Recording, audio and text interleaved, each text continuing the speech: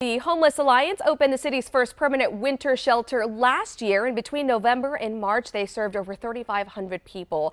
Joining us now live as we look ahead to winter months for this year is Chief Shelter Officer Ian Applebaum. Ian, good morning. Thank you so much for being here. Good morning. Thank you for having me. Happy to have you here. It's always a pleasure having the Homeless Alliance coming in and giving us updates on the work that you're doing. And so let's talk about the shelter. Last year was its first year as a permanent winter shelter. Kind of talk to us about the shelter itself and the resources available. Yeah, absolutely. So the winter shelter has capacity of about 300 folks, open from November 1st to March 31st.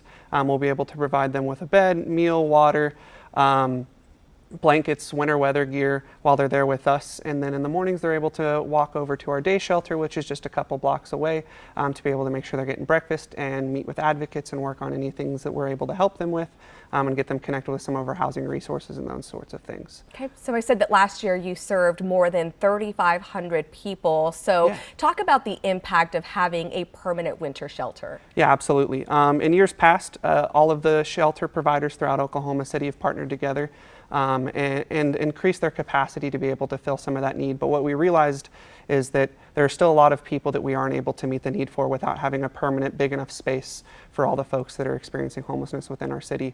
So having that permanent space gives a place that they know they can come to every day. They don't have to worry about if there's space or not. The doors are going to be open and welcome to them. If we hit capacity, we'll still make room for them. That way they know that they have a safe, consistent place to go to every night throughout the winter as things start to cool down. Yeah, and another important part of this shelter that I noticed, I took note of last year, and again as we're bringing it up this year, is that this shelter allows for people to come in with their pets. Yeah, right? Absolutely. Yeah, we have a great kennel space. We've actually moved it to a different part of the building this year to get us access to having a pet run for people to be able to bring their dogs outside and let them go to the bathroom and do all the things they need to do.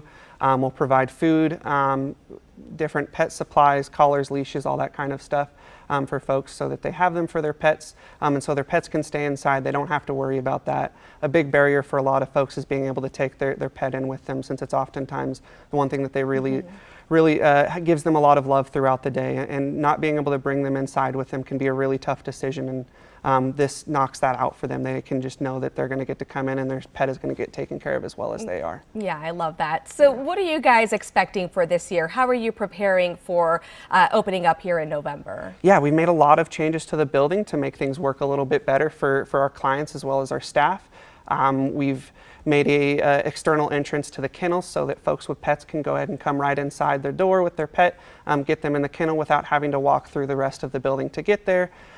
We have included some more things to provide some entertainment for them. We've put some TVs up. We've got some tables for people to be able to play games and entertain themselves throughout the night. We have added things like a phone charging bank so that folks are able to charge their phone throughout the night and not have to worry about staying by it where it's plugged in and all of those kinds of things. In general, though, we've just made a lot of concerted effort to bring in a really well-rounded staff that have lots of great experience in social work and working in the shelter environment to make sure that we're supporting our guests as much as we possibly can, and just be better prepared now that we've had a chance to kind of do it once now. We had a lot of things to learn, and I think we've done a really good job of preparing for all of those things this year. And as we look ahead to the winter months, I mean, I know today we're talking about record heat, but before we know it, it's going to be cold out there. Is there anything that you're in need of right now that people can help with donation-wise? Yeah, absolutely. Homeless Alliance is always accepting donations of winter weather gear, things like hot hands, gloves, hats, jackets. They can come to our Westtown Resource Center and drop those off anytime between the hours of 9 and 3. And then if folks also want to, we have an Amazon wish list on our website, homelessalliance.org, where they're able to go and just buy some things off of our Amazon wish list. It'll get sent straight to us. They can put a thank you note in there if they want to, saying who it's from, and we'd love to tell them thank you. But it's a really easy way for you to give back to our to the Homeless Alliance and our clients, as well as plenty of volunteer opportunities on the website as well. Okay, and we'll make sure to post that information up on our website for people to find. Ian, thank you so much for coming in, giving us these updates, and also for all the great work that the Homeless Alliance does. We really appreciate you. Yeah, thank you. Okay.